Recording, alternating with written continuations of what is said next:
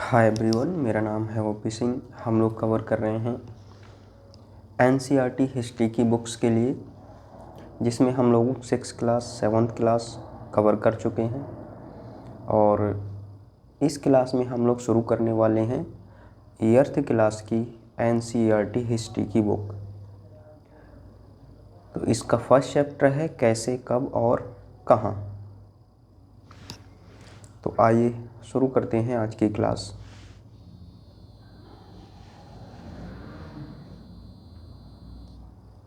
सबसे पहली हेडिंग है तारीखें कितनी महत्वपूर्ण होती हैं। एक वक्त था जब इतिहासकार तारीखों के जादू में ही खोए रहते थे। कब किस राजा की ताजपोशी हुई, कब कौन सा युद्ध हुआ, इन्हीं तारीखों पर गर्मा गर्म बहसें चलती थीं। मतलब कभी क्या होता था, इतिहास तारीखों का कहलाता था। मतलब तारीखों में क्या, कब कौन व्यक्ति राजा बना और उसका शासनकाल कब से कब तक रहा, फिर अगला शासक कौन बना, इस तरह से चीज़ें चलती थीं। आम समझ के हिसाब से इतिहास को तारीखों का पर्याय माना जाता था। अगर हम आम समझ देखें तो आज भी आप देखेंगे कि इतिहास को क्या है, इतिहास की बात आती है तो हम समझते हैं कि उसमें तो सिर्फ तारीखें ही हैं। आपने भी लोगों को ये कहते हुए सुना होगा, इतिहास तो बहुत उबाऊ है भाई, बस तारीखें रटते चले जाओ।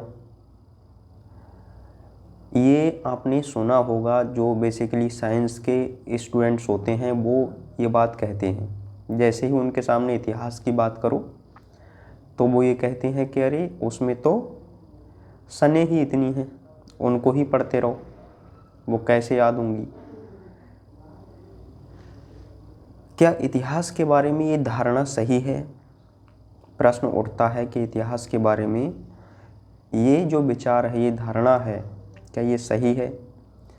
इसमें कोई शक नहीं कि इतिहास अलग अलग समय पर आने वाले बदलावों के बारे में ही होता है।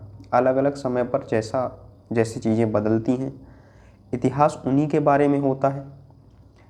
इसका संबंध इस बात से है कि अतीत में चीज़ें किस तरह की थीं और उनमें क्या बदलाव आए हैं।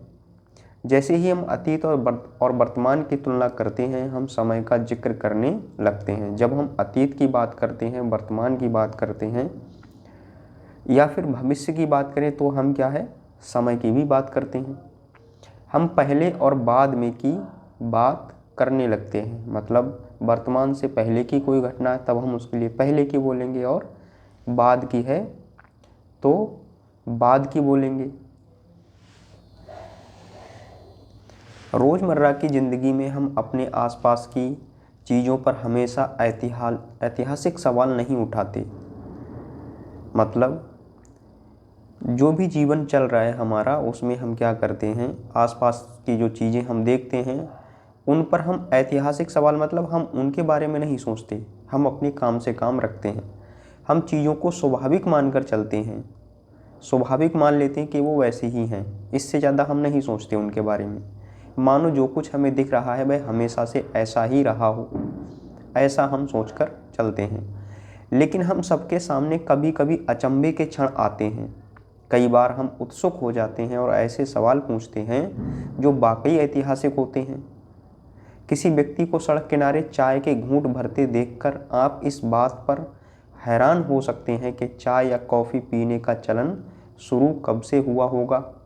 अगर आपने किसी को चाय पीते देख लिया तो ऐसा सबके साथ तो नहीं होता, लेकिन कभी कभी ये प्रश्न आ ही जाता है दिमाग में कि ये चाय की शुरुआत कब हुई होगी जिसको लोग इतने चाव से पीते हैं।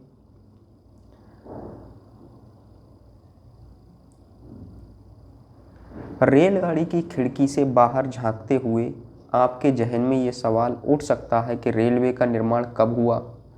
रेलगाड़ी के आने से पहले लोग दूर दूर की यात्रा किस तरह कर पाते थे। ये सारे सवाल ऐतिहासिक हैं। सुबह सुबह अखबार पढ़ते हुए आप ये जानने के लिए उत्सुक हो सकते हैं कि जिस ज़माने में अखबार नहीं छपते थे उस समय लोगों को चीज़ें जो होती थी उनकी जानकारी कैसे मिलती थी। तो ये सारी चीज़ें हैं जो आपके जहन में आ सकती हैं। चित्र 1 में क्या है? चित्र 1 को ध्यान से देखें। यह चित्र किस प्रकार उपनिवेशवाद का बोध कराता है? तो चित्र 1 को हम लोग देखते हैं।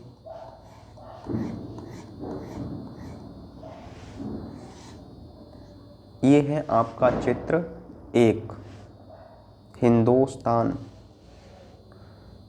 चित्र 1 में देखिए आप, यहाँ जो ब्राह्मण है वो जो आपकी ब्रिटिश, जिसको ब्रिटेनिया कहा जाता है, इसको क्या है, जो वहाँ की हम कहें कि एक तरह से आप ऐसे समझिए इसको, कहानी को, ब्राह्मण ब्रिटेनिया को शास्त्र भेंट कर रहे हैं। जेम्स रेनेल द्वारा तैयार किए गए पहले नक्शे का आवरण चित्र है ये, जो 1782 का है। रॉबर्ट क्लाइव ने रेनेल को हिंदुस्तान के नक्शे तैयार करने का काम सौंपा था। रॉबर्ट क्लाइव जो था गवर्नर जनरल, उसने रेनेल के लिए हिंदुस्तान के नक्शे तैयार करने का काम सौंपा था। भारत पर अंग्रेजों की विजय के समर्थक रेनेल को वर्चस्व स्थापित करने की प्रक्रिया में नक्शे तैयार करना बहुत महत्वपूर्ण लगता था। ये जो रेनेल था, इसको भारत पर अंग्रेजों की विजय के समर्थक था, बहुत बड़ा समर्थक था ये, और इसको वर्चस्व स्थापित करने की प्रक्रिया में नक्शे तैयार करना ये बहुत महत्वपूर्ण समझता था। इस तस्वीर में दिखाया गया है कि भारत के लोग स्वेच्छापूर्वक, मतलब अपनी इच्छा से, अपने प्राचीन पवित्र ग्रंथ ब्रिटिश सत्ता की प्रतीक ब्रिटेनिया, तो ये जो ब्रिटिश सत्ता के प्रतीक है ब्रिटेनिया, इसको ब्राह्मण क्या है, स्वेच्छा से अपने ग्रंथ सौंप रहे हैं। ये रेनेल के द्वारा बनाया गया ये चित्र है 1782 का। रॉबर्ट क्लाइव ने इसके लिए निर्देश दिया था कि आप ये पेंटिंग बनाए इस तरह का। तो इसमें क्या चीज़ें बताई गई हैं? मानो वे उसे भारतीय संस्कृति की रक्षा के लिए आने का आग्रह कर रहे हों। जैसे कि यहाँ के लोग क्या है, शासन चलाना नहीं जानते हैं और वो इनको अपने ग्रंथ सौंपकर आमंत्रित कर रहे हों, इस तरह से इसमें दिखाया गया है।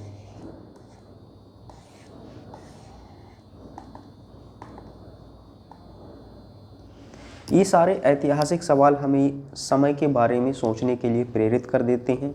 समय को हमेशा साल या महीनों के पैमाने पर ही नहीं देखा जा सकता। कई बार ऐसी प्रक्रियाओं के लिए कोई तारीख तय करना वाकई गलत होता है, जो एक लंबे समय तक चलती रहती हैं। भारत में लोगों ने अचानक एक दिन सुबह सवेरे चाय पीना शुरू नहीं कर दिया था। इसका स्वाद धीरे धीरे ही उनकी ज़बान पर चढ़ा था। इस तरह की प्रक्रियाओं के लिए कोई स्पष्ट तिथि नहीं हो सकती। इसी तरह हम ब्रिटिश शासन की स्थापना के लिए भी कोई एक तिथि नहीं बता सकते। राष्ट्रीय आंदोलन किस दिन शुरू हुआ, या अर्थव्यवस्था या समाज में किस दिन बदलाव आए, यह बताना भी संभव नहीं है। ये सारी चीज़ें एक लंबे समय में घटती हैं। ऐसे में हम सिर्फ एक अवधि की ही बात कर सकते हैं, एक लगभग सही अवधि के बारे में बता सकते हैं जब वे खास बदलाव दिखाई देने शुरू हुए होंगे। मतलब हम यहाँ पर क्या है, जैसे चाय की बात आ रही, तो चाय पीना कब किस दिन से शुरू हुआ भारत में, तो ये डेफिनेट पता लगाना मुश्किल है। हम ये कह सकते हैं कि इस दौरान चाय जो है वो हमारे भारत में चाय का पौधा आया और फिर धीरे धीरे लोगों ने इस समय तक, मतलब एक टाइम पीरियड तक इसकी शुरुआत की। इसी तरह से हम अगर ब्रिटिश शासन की बात करें तो ब्रिटिश शासन भी एक दिन में स्थापित नहीं हुआ। हम इस पूरी बुक में आधुनिक भारतीय इतिहास के बारे में पढ़ेंगे, किस तरह से ब्रिटिशर्स यहाँ आए और उन्होंने धीरे धीरे यहाँ कब्जा जमा लिया। तो उसके लिए भी एक दिन निश्चित नहीं है कि इस दिन आया और इसी दिन उन्होंने यहाँ पर अपनी सत्ता कायम कर ली। इसके लिए धीरे धीरे उनके लिए समय लगा। तो हम उसके लिए एक टाइम पीरियड डिसाइड कर सकते हैं, एक समय अवधि डिसाइड कर सकते हैं, किसी एक दिन को जिम्मेदार नहीं मान सकते, क्योंकि इस तरह की घटनाएं क्या हैं, धीरे धीरे पनपती हैं। तो फिर लोग इतिहास को तारीखों से जोड़कर क्यों देखते हैं? इस जुड़ाव की एक वजह है, एक समय था जब युद्ध और बड़ी बड़ी घटनाओं के ब्यौरों को ही इतिहास माना जाता था। देखिए, कोई भी घटना एक समय अवधि में घटित हो रही है, तो फिर हम सिर्फ एक डेट को ही, कोई जो तारीखें हैं उसको ही इतिहास क्यों मान लेते हैं, या फिर आम लोग उसी को इतिहास क्यों समझते हैं? तो इसका कारण क्या है? इस जुड़ाव की एक वजह है, एक समय था जब युद्ध और बड़ी बड़ी घटनाओं के ब्यौरों को ही इतिहास माना जाता था। कैसे? ये इतिहास राजा महाराजाओं और उनकी नीतियों के बारे में होता था। इतिहासकार ये लिखते थे कि कौन से साल राजा को ताज पहनाया गया, किस साल उनका विवाह हुआ, किस साल उनके घर में बच्चा पैदा हुआ, कौन से साल उसने कौन सी लड़ाई लड़ी, वह कब मरा और उसके बाद कब कौन सा शासक गद्दी पर बैठा। इस तरह की घटनाओं के लिए निश्चित तिथि बताई जा सकती है और इस तरह के इतिहासों में तिथियों का महत्व बना रहता है। अगर इस तरह का इतिहास हम देखें जैसा कि पहले देखा जाता था, तो इसमें तिथियां ज़्यादा महत्वपूर्ण होती हैं। तो इसलिए लोग समझते हैं कि आज भी क्या समझते हैं कि इतिहास क्या है? तिथियों का पर्याय। जैसा कि पिछले 2 साल की इतिहास की किताबों में आपने देखा, 6th और 7th क्लास में, प्राचीन भारत और मध्यकालीन भारत। अब इतिहासकार बहुत सारे दूसरे मुद्दों और दूसरे सवालों के बारे में भी लिखने लगे हैं।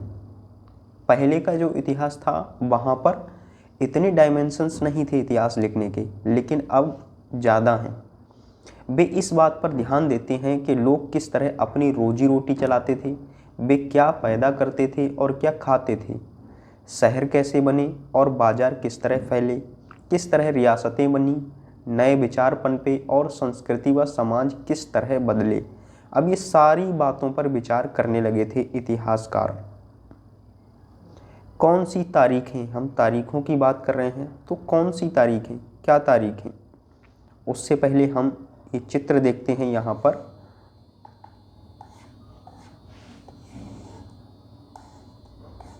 इस चित्र को आप देखिए, famous all over the world Lipton's teas, coffees and teas provisions. मतलब लिप्टन्स के नाम से जो टी थी और कॉफ़ी थी, उसके लिए ये चित्र बनाया गया था। मतलब famous all over the world, पूरे वर्ल्ड में फेमस इस चाय के लिए चित्र बनाया गया था। विज्ञापनों से भी पसंद नापसंद तय होती है। कैसे? पुराने विज्ञापनों से हमें ये समझने में मदद मिलती है कि नए उत्पादों के लिए बाजार किस तरह तैयार हुए और किस तरह नई रुचियां चलन में आईं। 1922 में लिप्टन चाय के लिए तैयार किया गया ये विज्ञापन इस बात की ओर संकेत करता है। 1922 में ये तैयार किया गया था, कौन सी चाय के लिए? लिप्टन चाय के लिए। ये बताता है कि दुनिया भर के शाही लोग यही चाय पीते हैं। इस तस्वीर में पीछे की तरफ एक भारतीय महल दिखाई दे रहा है, जबकि अगले हिस्से में ब्रिटेन की रानी विक्टोरिया का तीसरा बेटा राजकुमार आर्थर घोड़े पर बैठा हुआ है। पिछले हिस्से में क्या है? इसमें एक महल, जो कि कैसा है? भारतीय महल। ये भारतीय महल है। और ये जो तीसरा यहाँ पर जो दिखाई दे रहा है घोड़े के ऊपर बैठा हुआ व्यक्ति, ये कौन है? ब्रिटेन की रानी विक्टोरिया का तीसरा बेटा राजकुमार आर्थर है, जो घोड़े पर बैठा हुआ इसमें दिखाया गया है। राजकुमार आर्थर को ड्यूक ऑफ नॉट की पदवी दी गई थी। तो इस तरह से भी चीज़ें पसंद नापसंद तय होती है। अगर किसी चीज़ का प्रचार ठीक से कर दो तो लोग समझते हैं कि यही सबसे महत्वपूर्ण है। कौन सी तारीखें? कुछ तारीखों को महत्वपूर्ण मानने का पैमाना क्या होता है?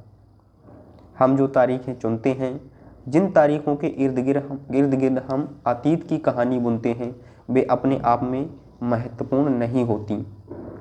वे इसलिए महत्वपूर्ण हो जाती हैं क्योंकि हम कुछ खास घटनाओं को महत्वपूर्ण मानकर चलने लगते हैं।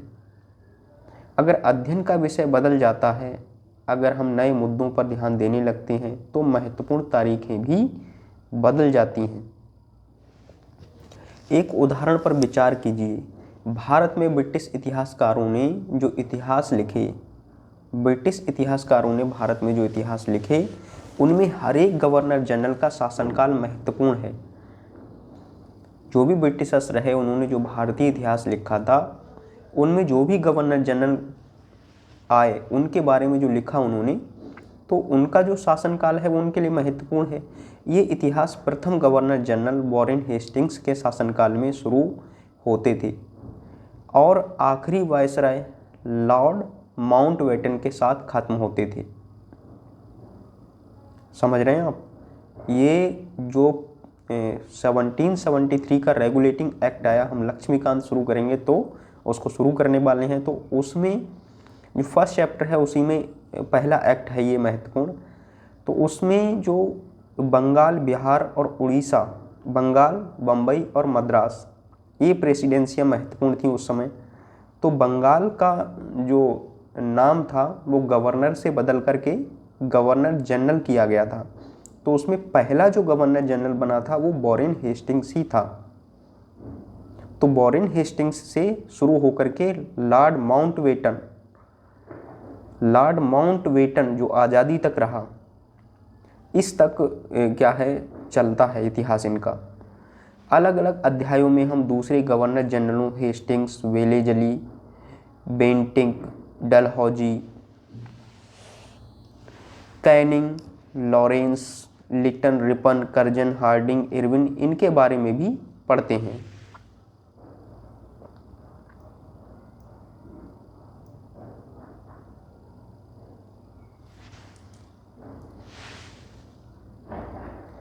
इस इतिहास में गवर्नर जनरलों और वायसरायों का भी न खत्म होने वाला सिलसिला ही छाया रहता है। जो ब्रिटिशर्स इतिहास लिखे हैं भारत में, ये उसकी बात हो रही है। इतिहास की इन किताबों में सारी तारीखों का महत्व इन अधिकारियों, उनकी गतिविधियों, नीतियों, उपलब्धियों के आधार पर ही तय होता था। ये ऐसे था मानो इन लोगों के जीवन के बाहर कोई ऐसी चीज़ नहीं थी जिसे जानना महत्वपूर्ण हो। इस तरह से मतलब पूरी तरह इन्हीं पर लिखा गया है ये इतिहास। इन लोगों के जीवन का क्रम ब्रिटिश भारत के इतिहास में अलग अलग अध्यायों का विषय बन जाता था। क्या हम इसी दौर के इतिहास को अलग ढंग से नहीं लिख सकते? गवर्नर जनरलों के इस इतिहास के चौखटे में हम भारतीय समाज के विभिन्न समूहों और वर्गों की गतिविधियों पर किस तरह ध्यान दे सकते हैं? अब यहाँ से अगर भारतीय इतिहास की बात करें, भारतीय समाज की बात करें, तो कैसे इन बुक्स का सहारा लिया जाए, कैसे हम चीज़ें देख पाएंगे? जब हम इतिहास या कोई कहानी लिखते हैं तो उसे टुकड़ों या अध्यायों में बांट देते हैं। हम ऐसा क्यों करते हैं? ऐसा इसलिए किया जाता है ताकि हर अध्याय में कुछ सामंजस्य रहे। इसका मकसद कहानी को इस तरह सामने लाना होता है कि उसे आसानी से समझा जा सके और याद रखा जा सके। इस प्रक्रिया में हम सिर्फ उन घटनाओं पर जोर देते हैं जो उस कहानी को पेश करने में मददगार होती हैं। जो इतिहास गवर्नर जनरलों के जीवन के इर्द गिर्द चलता है उसमें भारतीयों की गतिविधियां कोई मायने नहीं रखती। वहाँ इनको दिखाया नहीं गया है ज़्यादा, इन्हीं गवर्नर जनरलों की ही तारीफ़ें हैं। उनके लिए वहाँ कोई जगह नहीं होती। तो फिर क्या किया जाए? जाहिर है हमें अपने इतिहास का एक अलग खाका बनाना पड़ेगा जिसमें हम सही चीज़ों को शामिल कर सकें।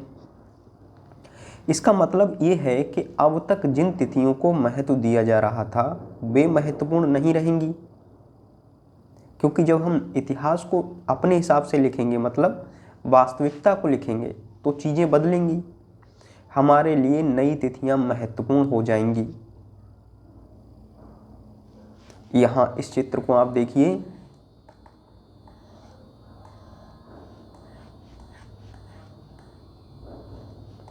ये लॉर्ड वॉरेन हेस्टिंग्स का चित्र है।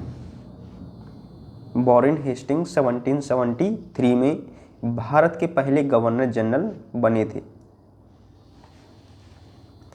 भारत के नहीं बल्कि ये बंगाल का पहला गवर्नर जनरल बना था। इतिहास की किताबों में गवर्नर जनरलों के कारनामों, जीवनियों में उनकी गौरव गाथाओं और तस्वीरों में उनके भव्य व्यक्तित्व को उभारा जाता था। भारतीयों को इन्होंने नगड़े दिखाने की कोशिश की है, लेकिन इनको महान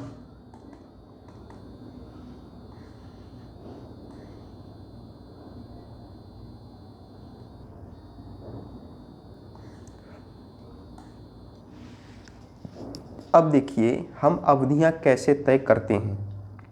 अवधि कैसे तय करते हैं, कोई टाइम पीरियड इस समय से इस समय तक, तो ये कैसे डिसाइड करते हैं, हम कैसे तय करते हैं। 1817 में स्कॉटलैंड के अर्थशास्त्री और राजनीतिक दार्शनिक जेम्स मिल ने 3 विशाल खंडों में a history of British India, British Bharat का इतिहास नामक एक किताब लिखी। 1817 में किसने लिखी है ये किताब? स्कॉटलैंड के एक अर्थशास्त्री और राजनीतिक दार्शनिक हुए जेम्स मिल। इन्होंने 3 भागों में इस किताब को लिखा, ये हिस्ट्री ऑफ ब्रिटिश इंडिया, मतलब ब्रिटिश भारत का इतिहास। इस किताब में उन्होंने भारत के इतिहास को हिंदू, मुस्लिम और ब्रिटिश इन 3 कालखंडों में बांटा था।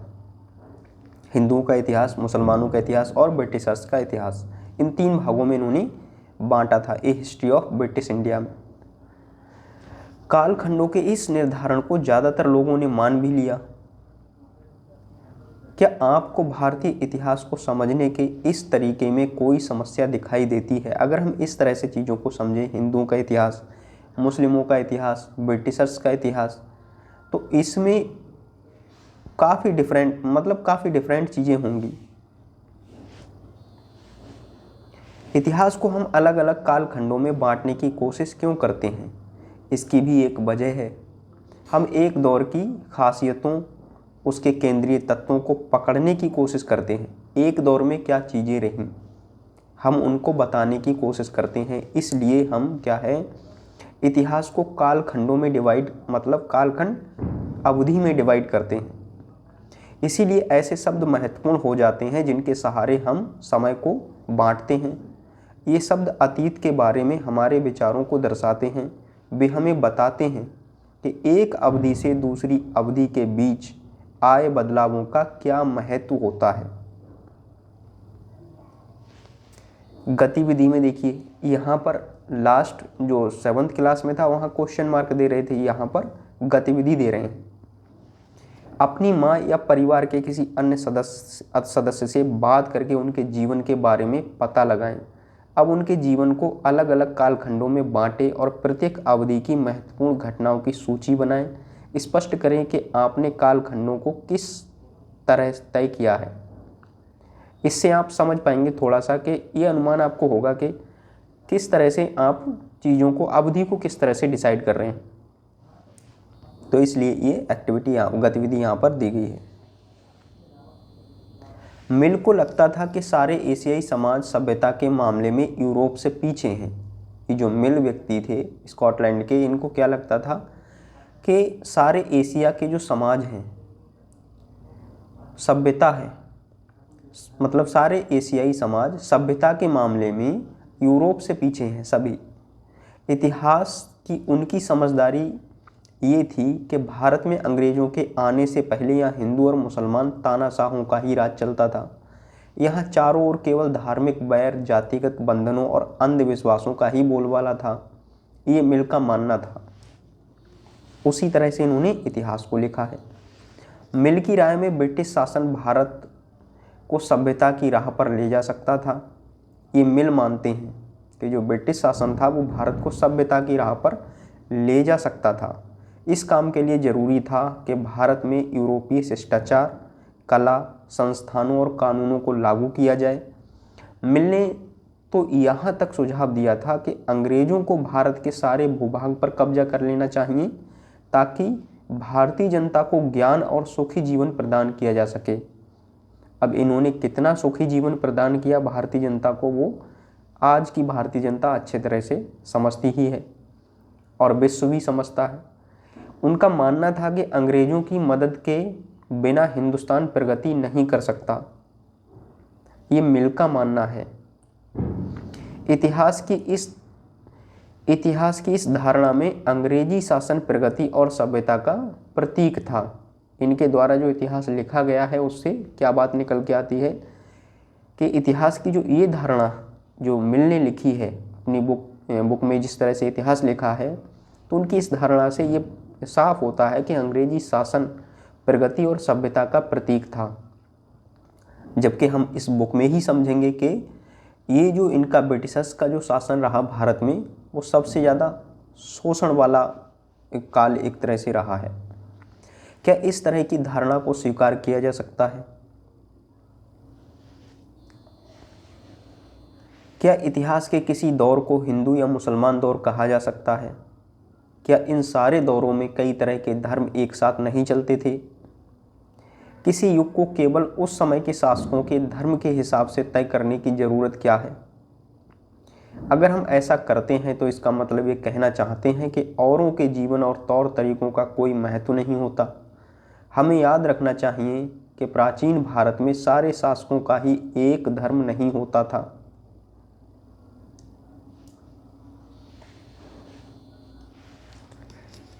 अंग्रेजों द्वारा सुझाए गए वर्गीकरण से अलग हटकर इतिहासकार भारतीय इतिहास को आमतौर पर प्राचीन, मध्यकालीन तथा आधुनिक काल में बांटकर देखते हैं। इस विभाजन की भी अपनी समस्याएं हैं। देखिए, उनका हिंदू, मुस्लिम और बाकी जो उनका ब्रिटिश वाला ये जो विभाजन है वो उन लोगों का है। हम लोग कैसे इतिहास को लिखा है भारतीय इतिहास के लिए, तो प्राचीन, मध्यकालीन और आधुनिक के नाम से कालखंडों में भारतीय इतिहास को डिवाइड किया गया है। इस विभाजन की भी अपनी समस्याएं हैं कुछ। इतिहास को इन खंडों में बांटने की ये समझ भी पश्चिम से आई है। ये जो समझ है कि इन 3 भागों में इसको डिवाइड किया है, तो ये भी कहाँ से? पश्चिम से ही ये चीज़ें सीखी हैं। पश्चिम में आधुनिक काल को विज्ञान, तर्क, लोकतंत्र, मुक्ति और समानता जैसी आधुनिकता की ताकतों के विकास का युग माना जाता है। आधुनिक काल को पश्चिम लोग क्या मानते हैं?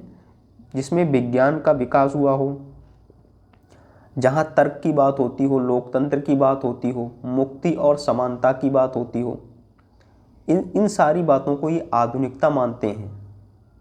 इन चीज़ों के विकास को आधुनिक काल मानते हैं। जब इनका विकास हुआ पश्चिम वाले सभी देश, उनके लिए मध्यकालीन समाज वे समाज थे जहां आधुनिक समाज की ये विशेषताएं नहीं थीं। मध्यकालीन जो इतिहास रहा है, उस समय के जो समाज रहे हैं, उनके लिए वो ऐसा समाज था जो आज की विशेषताएं हैं वो उस समय नहीं थी। ये लोग ऐसा मानते हैं। क्या हम अपने अध्ययन के लिए आधुनिक काल की इस अवधारणा को बिना सोचे विचारे ऐसे ही अपना सकते हैं? जैसा कि आप इस किताब में देखेंगे, अंग्रेजों के शासन में लोगों के पास समानता, स्वतंत्रता या मुक्ति नहीं थी। ना ही ये आर्थिक विकास और प्रगति का दौर था।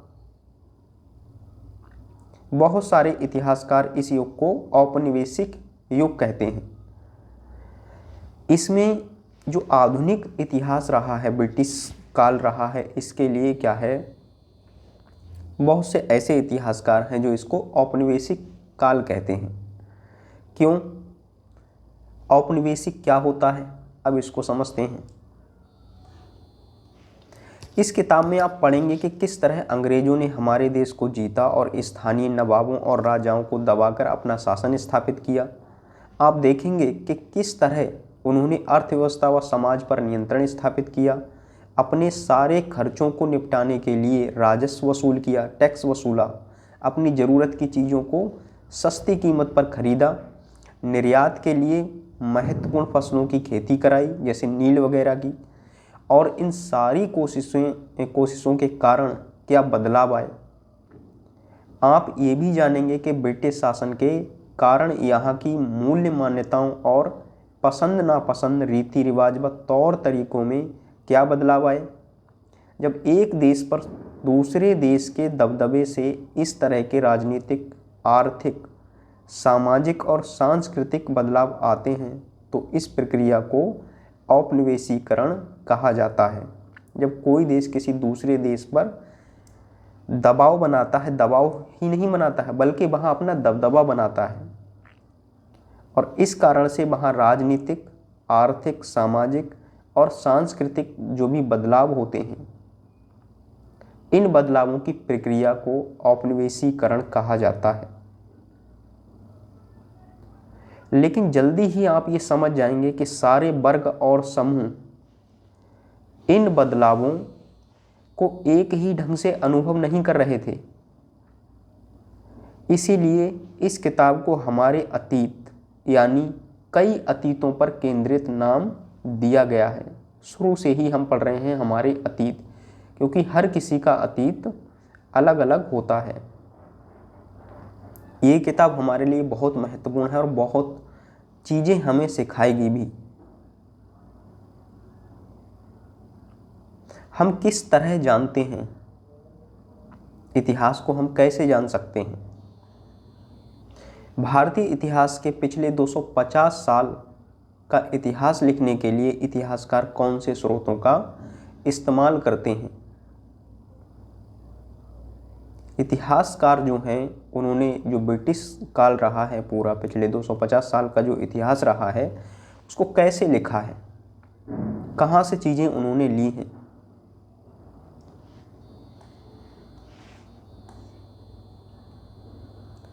प्रशासन अभिलेख तैयार करता है। देखिए, अंग्रेजी शासन द्वारा तैयार किए गए सरकारी रिकॉर्ड इतिहासकारों का एक महत्वपूर्ण साधन होते हैं। जब यहाँ अंग्रेज थे तो उन्होंने जो भी लिखित में रिकॉर्ड रखे उनसे हमने चीज़ें देखी। अंग्रेजों की मान्यता थी कि चीज़ों को लिखना बहुत महत्वपूर्ण होता है, ये अंग्रेज मानते थे। उनके लिए हर निर्देश, हर योजना, नीतिगत फैसले, सहमति, जांच को साफ साफ लिखना जरूरी था। ऐसा करने के बाद चीज़ों का अच्छी तरह अध्ययन किया जा सकता था और उन पर वाद विवाद किया जा सकता था। इस समझदारी के चलते ज्ञापन, टिप्पणी और प्रतिवेदन पर आधारित शासन की संस्कृति पैदा हुई। तो ये इतिहासकारों का मानना था, इसलिए वो प्रशासन की सारी चीज़ों को लिख करके रखते थे, जिससे कि उन पर वाद विवाद किया जा सके, उन पर विचार किया जा सके और योजनाएं और नीतिगत फैसले लिए जा सकें। और इसी के चलते ज्ञापन, फिर उस पर टिप्पणी, प्रतिवेदन, इसकी कल्चर विकसित हुई। अंग्रेजों को ये भी लगता था कि तमाम अहम दस्तावेजों और पत्रों को संभाल कर रखना जरूरी है। लिहाजा उन्होंने सभी शासकीय संस्थानों में अभिलेख कक्ष भी बनवा दिए, जिससे कि सारे अभिलेखों को, दस्तावेजों को संभाल कर रखा जा सके। तहसील के दफ्तर, कलेक्ट्रेट, कमिश्नर के दफ्तर, प्रांतीय सचिवालय, कचहरी, सबके अपने रिकॉर्ड रूम होते थे। महत्वपूर्ण दस्तावेजों को बचाकर रखने के लिए अभिलेखागार, जिसको आर्काइव हम बोलते हैं अंग्रेजी में, और संग्रहालय जैसे संस्थान भी बनाए गए। 19वीं सदी की शुरुआत में प्रशासन की एक शाखा से दूसरी शाखा के पास भेजे गए पत्रों और ज्ञापनों को आप आज भी अभिलेखागारों में देख सकते हैं। 19वीं सदी की जो शुरुआत में प्रशासन के जो भी अभिलेख थे वो हमें आज भी अभिलेखागारों में मिल जाते हैं, जो पत्र थे, ज्ञापन थे। वहाँ आप जिला अधिकारियों द्वारा तैयार किए गए नोट्स और रिपोर्ट पढ़ सकते हैं, या ऊपर बैठे अफसरों द्वारा प्रांतीय अधिकारियों को भेजे गए निर्देश और सुझाव देख सकते हैं। ये सारे लिखित रूप में मिलते हैं अभिलेखागारों में। 19वीं सदी के शुरुआती सालों में इन दस्तावेजों की सावधानीपूर्वक नकलें बनाई जाती थीं और इनको क्या है, स्टोर किया गया। उन्हें खुशनसीबी के माहिर लिखते थे। खुशनसीबी या सुलेख नवीस, अच्छा लेख लिखने वाले ऐसे लोग होते हैं जो बहुत सुंदर ढंग से चीज़ें लिखते हैं। 19वीं सदी के मध्य तक छपाई तकनीक भी फैलने लगी थी।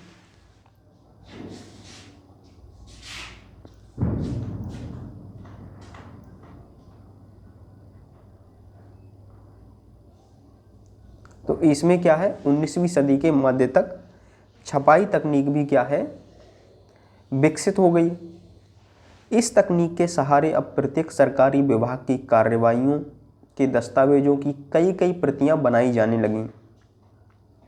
जब छपने की तकनीक आ गई तो उससे क्या हुआ, एक ही चीज़ को कई बार छापा गया, आसान हो गया चीज़ों को स्टोर करना।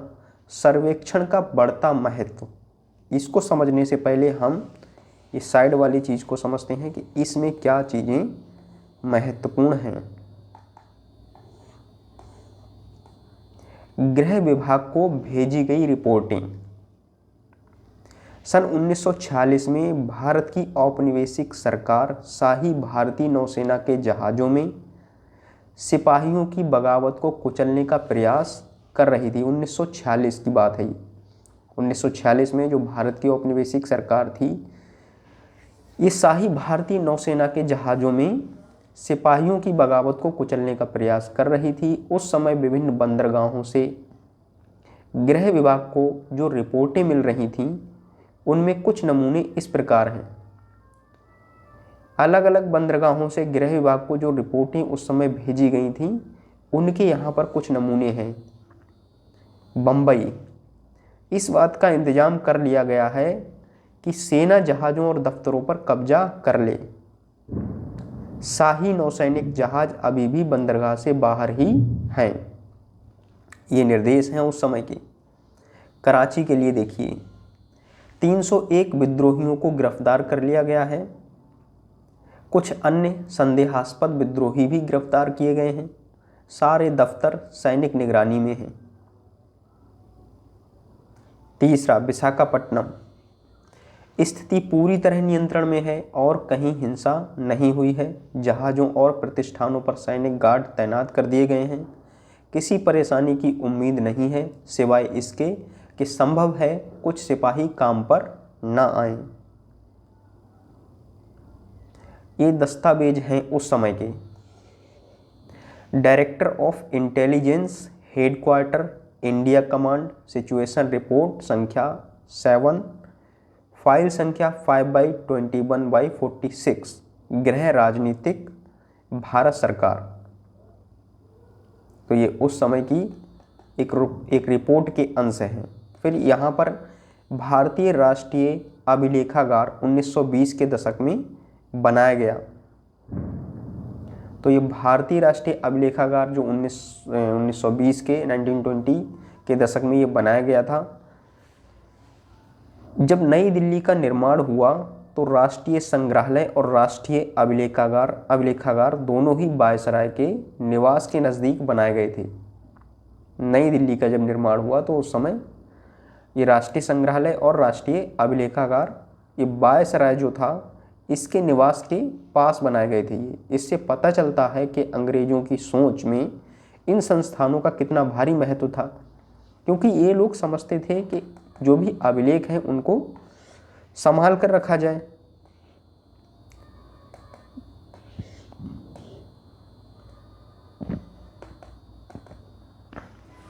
सर्वेक्षण का बढ़ता महत्व। अब देखिए चीज़ें यहाँ से कुछ बदलेंगी। औपनिवेशिक शासन के दौरान सर्वेक्षण का चलन भी महत्वपूर्ण होता गया। सर्वेक्षण किए जाने लगे। अंग्रेज़ों का विश्वास था कि किसी भी देश पर अच्छी तरह शासन चलाने के लिए उसको सही ढंग से जानना जरूरी होता है। ये अंग्रेज़ों का मानना था। 19वीं सदी की शुरुआत तक पूरे देश का नक्शा तैयार करने के लिए बड़े बड़े सर्वेक्षण किए जाने लगे। 19वीं सदी की शुरुआत तक पूरे देश का नक्शा तैयार करने के मकसद से बड़े बड़े सर्वेक्षण किए जाने लगे। गांवों में राजस्व सर्वेक्षण किए गए। इन सर्वेक्षणों में धरती की सतह, मिट्टी की गुणवत्ता, वहाँ मिलने वाले पेड़ पौधों और जीव जंतुओं तथा स्थानीय इतिहासों व फसलों का पता लगाया जाता था। लगभग सारी ही चीज़ें इन्होंने जान ली थी भारत की। अंग्रेज़ों की राय में किसी इलाके का शासन चलाने के लिए इन सारी बातों को जानना जरूरी था। ये अंग्रेज़ों का मानना था। 19वीं सदी के आखिर से हर 10 साल में जनगणना भी की जाने लगी। 19वीं सदी के आखिर से हर 10 साल में मतलब 19वीं सदी के आखिर से क्या है, हर 10 वर्ष के अंतराल पर जनगणना की जाने लगी। इसको इकोनॉमी में हम समझेंगे, जनसंख्या वाला जो चैप्टर है पॉपुलेशन, उसमें हम लोग इसको पढ़ेंगे। जनगणना के जरिए भारत के सभी प्रांतों में रहने वाले लोगों की संख्या, उनकी जाति, इलाके और व्यवसाय के बारे में जानकारियाँ इकट्ठा की जाती थी। इसके अलावा वानस्पतिक सर्वेक्षण, वनस्पतियाँ किस तरह की हैं, प्राणी वैज्ञानिक सर्वेक्षण, पुरातत्वीय सर्वेक्षण, मानव शास्त्रीय सर्वेक्षण, वन सर्वेक्षण आदि कई दूसरे सर्वेक्षण भी किए जाते थे। मतलब इन्होंने भारत को पूरी तरह से खंगालना शुरू किया एक तरह से, जिससे कि ये अच्छे से शासन पर अपनी पकड़ बना सकें। अब यहाँ देखिए आप चित्र 5 क्या है, शरीफे का एक पौधा है। शरीफा जो होता है उसका पौधा है ये 1770 का दशक, 1770 के दशक का ये बनाया गया है। तो यहाँ पर देखिए किस तरह से डिटेलिंग पौधों का सर्वेक्षण कैसे किया जा रहा था।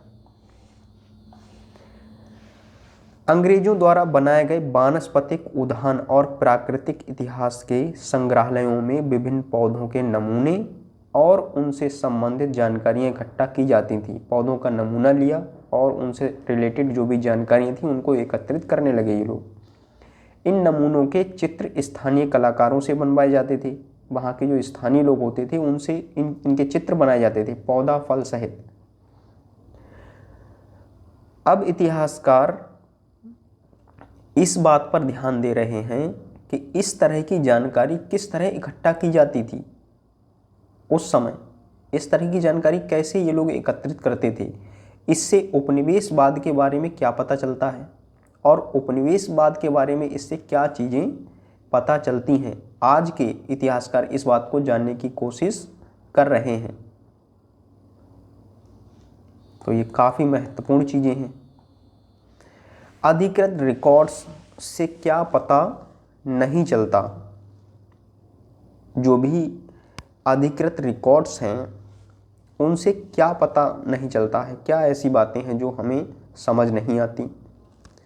रिकॉर्ड्स के इस विशाल भंडार से हम बहुत कुछ पता लगा सकते हैं, फिर भी इस बात को नज़रअंदाज नहीं किया जा सकता कि ये सारे सरकारी रिकॉर्ड हैं। इस बात को नज़रअंदाज नहीं कर सकते हम लोग कि ये सारे क्या हैं, सरकारी रिकॉर्ड हैं। हालांकि बहुत चीज़ें इससे हमें मिल जाती हैं। इनसे हमें यही पता चलता है कि सरकारी अफसर क्या सोचते थे, उनकी दिलचस्पी किन चीज़ों में थी और बाद के लिए वे किन चीज़ों को बचाए रखना चाहते थे। इन रिकॉर्ड्स से हम ये समझने में हमेशा मदद नहीं मिलती कि देश के दूसरे लोग क्या महसूस करते थे। ये तो अंग्रेज़ों की चीज़ें हैं, ये क्या सोच रहे हैं वो तो हमें पता लग रहा है, लेकिन देश के बाकी लोग क्या सोच रहे हैं, उनके बीच क्या चल रहा है, इसके बारे में हमें इनसे जानकारी नहीं मिल पाती। और उनकी कार्रवाइयों की क्या वजह थी, अंग्रेज़ों ने जो भी कार्रवाइयाँ की उनकी क्या वजह थी, तो इसकी जानकारी हमें ठीक नहीं मिल पाती है इनसे। इन बातों को जानने के लिए हमें कहीं और देखना होगा। जब हम ऐसे दूसरे स्रोतों की तलाश में निकलते हैं तो उनकी भी कोई कमी नहीं रहती है, अन्य स्रोत भी अवेलेबल हैं। लेकिन सरकारी रिकॉर्ड्स के मुकाबले उन्हें ढूंढना ज़रा मुश्किल साबित होता है, क्योंकि ये रिकॉर्ड्स दर्ज हैं, पहले से स्टोर हैं तो जल्दी मिल जाते हैं। इस लिहाज से लोगों की डायरियाँ, तीर्थ यात्राओं और यात्रियों के संस्मरण, महत्वपूर्ण लोगों की आत्मकथाएं और स्थानीय बाज़ारों में बिकने वाली लोकप्रिय पुस्तिकाएं महत्वपूर्ण हो जाती हैं। तो इन सारी चीज़ों को अगर हम एकत्रित करें तो हमें वास्तविकता का पता चल सकता है, उस समय के समाज का पता चल सकता है। जैसे जैसे छपाई की तकनीक फैली, अखबार छपने लगे और विभिन्न मुद्दों पर जनता में बहस भी होने लगी। नेताओं और सुधारकों ने अपने विचारों को फैलाने के लिए लिखा, कवियों और उपन्यासकारों ने अपनी भावनाओं को व्यक्त करने के लिए लिखा। साहित्य भी हमें बहुत सारी चीज़ें बताता है उस समय की। लेकिन ये सारे स्रोत उन लोगों ने रचे हैं जो पढ़ना लिखना जानते थे। इनसे हम ये पता नहीं लगा सकते कि आदिवासी और किसान, खदानों में काम करने वाले मजदूर या सड़कों पर ज़िंदगी गुजारने वाले गरीब किस तरह के अनुभवों से गुजर रहे थे। उनकी स्थिति अब भी हमें इनसे पता नहीं लग पाती। अगर हम थोड़ी और कोशिश करें तो हम इस बारे में भी जान सकते हैं। जैसे जैसे आप इस किताब में आगे बढ़ेंगे, आपको ये बात समझ में आने लगेगी कि उस समय के जो गरीब लोग थे, सड़कों या मजदूर थे, सड़कों पर काम जिंदगी गुजारने वाले जो लोग थे, आदिवासी लोग थे, उन सब की क्या स्थिति थी। तो जैसे जैसे हम इस बुक को पढ़ेंगे, आगे बढ़ेंगे, चीज़ें हमें समझ आएंगी। तो ये चैप्टर हमारा यहाँ कंप्लीट होता है। उससे पहले हम कुछ और जानकारी यहाँ दी गई है उसको देखते हैं। शरीफे का पौधा हमने देखा। अब इस चित्र को आप देखिए। बंगाल में मानचित्र और सर्वेक्षण कार्य चल रहा है। जेम्स प्रिंसेप द्वारा बनाई गई तस्वीर 1832 की है। ये बंगाल में चल रहा है मानचित्रण और सर्वेक्षण कार्य, और इसको जेम्स प्रिंसेप ने तस्वीर के माध्यम से यहाँ पर पेश किया है। 1832 की ये पेंटिंग है, तस्वीर है। इस चित्र को आप ध्यान से देखिए। पहले किस तरह से चीज़ों को देखा जा रहा है।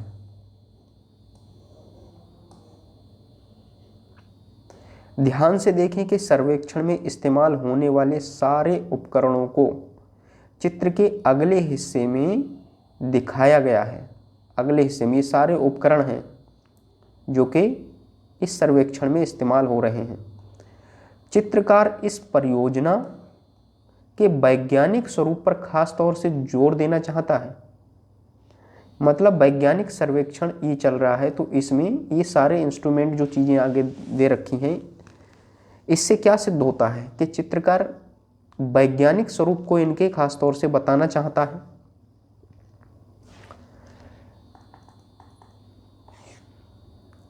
बाकी चीज़ें क्या है, इंसानों के खाने लायक नहीं है। इससे क्या तात्पर्य है, उससे पहले 1857 के विद्रोही, 1857 का विद्रोह कुछ इस तरह से हुआ था अंग्रेजों और भारतीयों के बीच। तस्वीरों को भी बहुत ध्यान से देखना चाहिए, उनसे हमें चित्रकार की सोच पता चलती है। ये शायद आपको पहली बार पता लग रहा होगा कि तस्वीरों को बहुत ध्यान से देखना चाहिए और उनसे हमें चित्रकार की सोच कैसी है ये बात पता चलती है। 1857 के विद्रोह के बाद अंग्रेजों द्वारा तैयार की गई सचित्र पुस्तकों में यह तस्वीर कई जगह दिखाई देती है। आपको देखने को मिल जाएगी तस्वीर।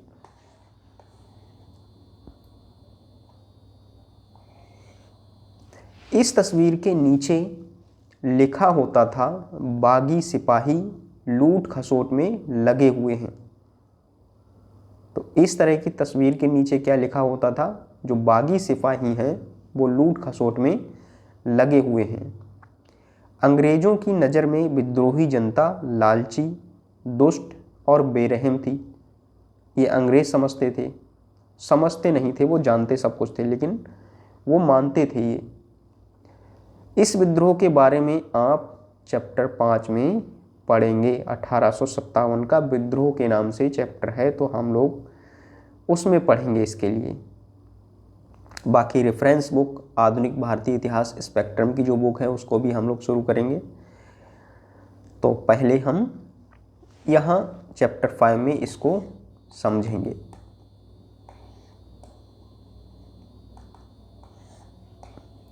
इंसानों के खाने लायक नहीं है। अखबारों से देश के विभिन्न विभागों में चल रहे आंदोलनों का पता चलता है। अखबारों से हमें क्या पता चलता है, उस समय के जो छपे अखबार थे, देश के विभिन्न विभागों में चल रहे आंदोलनों का पता चलता है। देश के अलग अलग हिस्सों में आंदोलन चल रहे थे, उनके बारे में हमें जानकारी मिलती है। यहाँ 1946 में हुई पुलिस की एक हड़ताल की खबर दी गई है। 1946 में पुलिस की एक हड़ताल की खबर दी गई है। यहाँ पर क्या खबर है? दिल्ली में 2000 से ज़्यादा पुलिस वालों ने बृहस्पतिवार सवेरे अपने कम वेतन और पुलिस लाइन्स बावर्ची खाने से आने वाले घटिया भोजन के खिलाफ खाना खाने से इनकार कर दिया। पुलिस वालों ने क्या किया? बृहस्पतिवार सवेरे अपने कम वेतन के लिए और पुलिस लाइन्स बावर्ची खाने से आने वाले जो घटिया भोजन आता था उसके खिलाफ क्या है? विद्रोह, मतलब एक तरह से हड़ताल की, उसको खाने से मना कर दिया। जैसे जैसे ये खबर दूसरे पुलिस थानों तक पहुंची, वहाँ भी पुलिस वालों ने खाने से इनकार कर दिया। एक हड़ताली का कहना था क्या? पुलिस लाइन्स की रसोई से हमारे लिए जो खाना आता है वह कोई इंसान नहीं खा सकता। हमें जो चपाती और दाल खानी पड़ती है उसे जानवर तक नहीं खा सकते। ये एक हड़ताली कह रहा है उनमें से, और ये पुलिस वालों ने की गई हड़ताल है। ये खबर हिंदुस्तान टाइम्स की है। 22 मार्च 1946 की ये खबर है हिंदुस्तान टाइम्स की।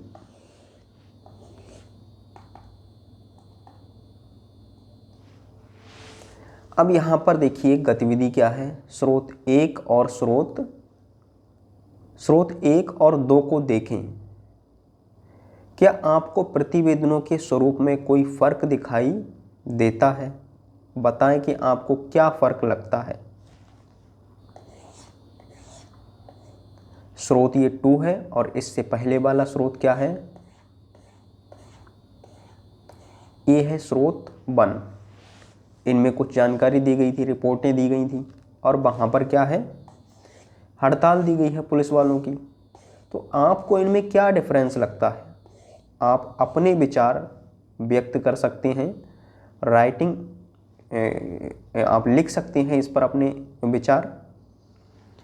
तो ये चैप्टर हमारे यहाँ कंप्लीट होता है। बाकी चीज़ें हम लोग देखेंगे नेक्स्ट चैप्टर में। तो मिलते हैं अगली क्लास में। बाय सभी के लिए।